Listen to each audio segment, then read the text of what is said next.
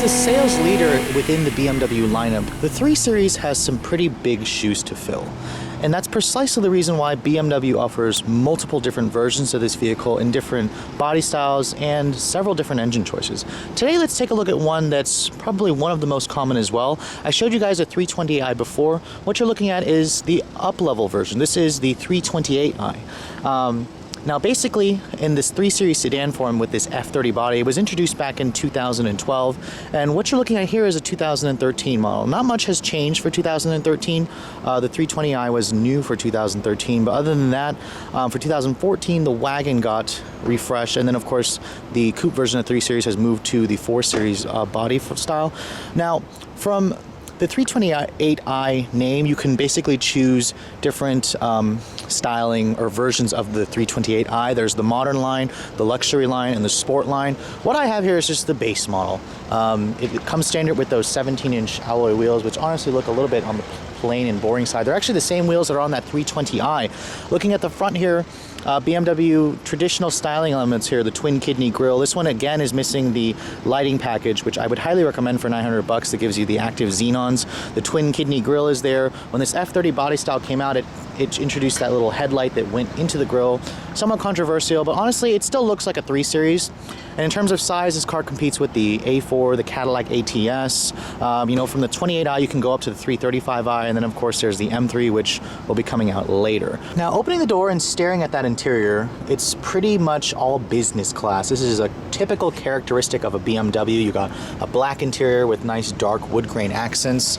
Now, stepping inside the vehicle, the 3 Series is a sports sedan, so it is relatively low to the ground. This one actually is equipped with the premium package, so it does come standard with BMW's smart access system. Their newer key fob, it's a little bit larger than last year's model, but basically keep the key in the vehicle, put your foot on the brake, push the button to start the engine. And then, of course, what you're hearing is the new 2-liter turbo 4-cylinder engine, part of the N20 engine family, I believe. It's a little bit weird to hear a turbo 4 in a BMW because these cars are pretty much known for straight 6s. Now, shutting the door, the window is automatic up-down for the driver, and all 4 of the windows, kind of expected when you get a luxury sedan like this. And then, of course, this all-new interior was new for 2012. Today, it still looks pretty good. There's a new A4 on the horizon, a new C-Class coming out, and of course, there's the new Cadillac ATS, but this still looks pretty nice. You have this nice dark wood grain accents here, a soft-touch dashboard material. The 3 Series body, it feels relatively roomy in here despite being pretty small. Of course, you have just the company's standard set of, you know, white or black face gauges with the white dials. It's pretty classy looking, easy to read. You have dual zone automatic climate control as standard equipment. When you roll in that premium package, you get the real leather seats, the heated seats, stuff like that. Now this one has the standard 6.5-inch screen. It does not have navigation system. If you want that, you need to go for the technology package for 3,100 bucks. But basically, you push this menu button here. iDrive has been completely overhauled. This is basically the same that was out of that 320i, so I'm not going to go too much in depth with it. Of course, the transmission in this vehicle is an 8-speed automatic transmission. You can go with a 6-speed manual if you want. This is the new controller style shift knob. You kind of have to push this to unlock it. It's in park right now. Push forward for reverse. There's not even a backup camera or backup sensors. You got to go for the tech package to get that. Pull back for drive and then push forward just slightly for neutral. And then of course you can also put it into its manual mode here. No paddle shifters on this model. You got to go for the sport line, but you do have a little manual gate here, shiftable gate. Now to put it in park, you do have to push this button here. It's kind of weird. You have to get used to it again. Now, looking at the glove compartment, it's a pretty decent size. It's lined with felt. You have a pretty good sized glove box here, or I'm sorry, center console here with your aux and your USB. Overall, the cabin of this vehicle is, you know, pretty nice. It's typical BMW. What I don't really like is the steering wheel. On that 320i again that I showed you, it's a very small diameter rim. If you guys go for the Sport package or just the M Sport package, you'll have a fatter, meatier steering wheel. And then of course BMW did switch to an electric power steering system for this generation, and it's a little bit controversial. I'll get into that when we get on the road.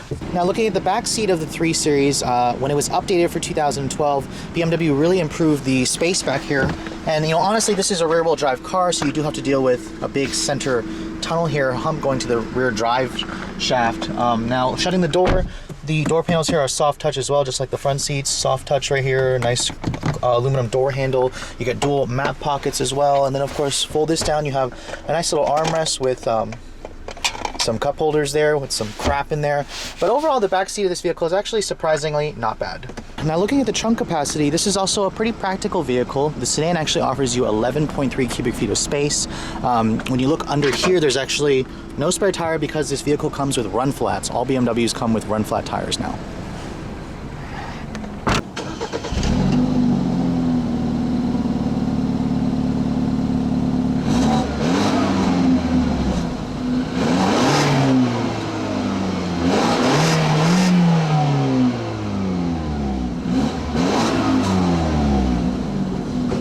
And then of course, looking underneath this hood, you'll find an engine that you haven't seen in a BMW for quite some time now. This is the company's new 2-liter turbocharged direct injection 4-cylinder, their twin power turbo. It's a single twin scroll turbocharger, and the 328i makes an impressive 240 horsepower and 255 pound-feet of torque. Compare that to the previous E90s, 3-liter straight 6, which made 230 horsepower and 200 pound-feet of torque. This is a pretty nice upgrade. Paired with that 8-speed automatic transmission with power flowing to the rear wheels, this vehicle is actually rated to get 23 in the city and 33 on the highway on premium gas, of course. But let's take a look at how it all works together. Now, I have had my fair share of being able to drive these BMWs from time and time again. Now, the one big thing that I'm noticing about the new current generation is how different it feels, especially when they switch to that electric power steering. It doesn't feel traditional BMW, and those of you who are upgrading from your E90, for example, 328i, will find this vehicle quite foreign, actually.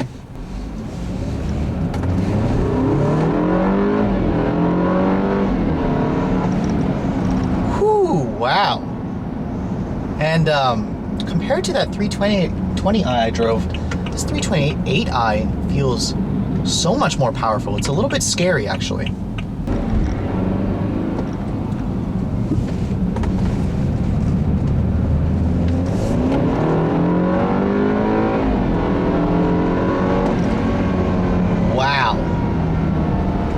With 60 more horsepower, you really feel that huge difference. 0 to 60 times for the 328i is around 5.5 seconds with this 8-speed automatic. It's actually quicker than the 6-speed manual just because you have really quick shifts and you have a lot of gears to choose from. And I gotta say, this transmission is the perfect partner. I was complaining that the 328i didn't have enough power for me. This thing is about 1.5 seconds quicker, and you definitely feel it.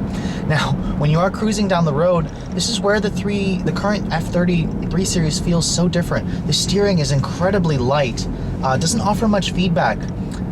It does give you pretty decent precision. I mean, the car doesn't feel really big or boaty. It still has a pretty nice, firm, compliant ride, typical of a BMW. It just, the steering feel is so weird. This feels like an Acura for me, honestly, or it just feels like a Japanese sports sedan. Like, Audi has a little bit heavier steering now. Even Mercedes has a little bit of a heavier steering than this. I think BMW definitely needs to work on making this feel a little bit heavier. It's a common characteristic of BMWs, and it's what the loyalists really want.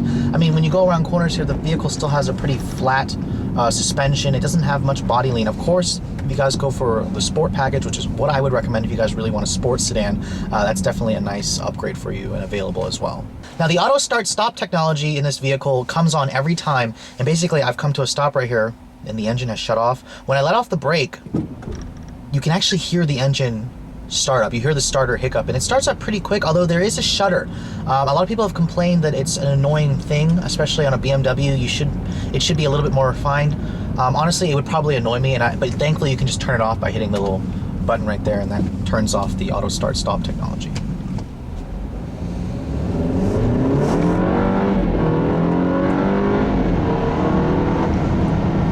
Wow.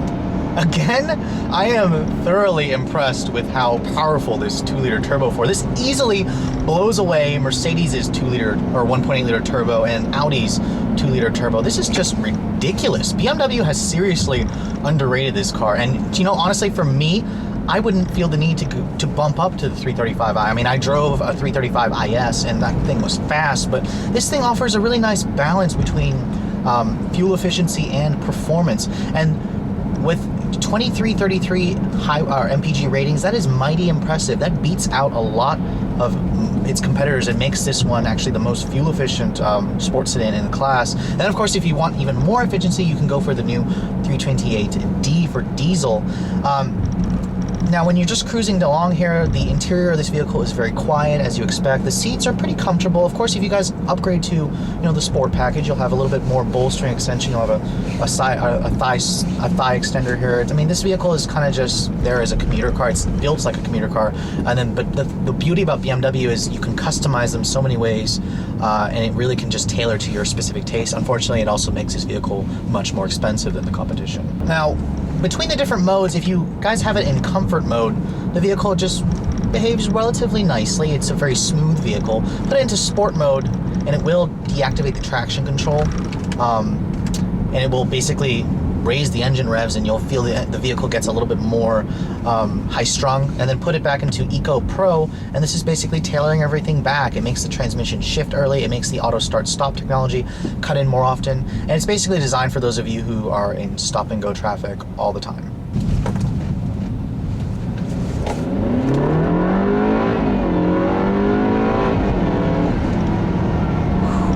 Five and a half seconds, huh?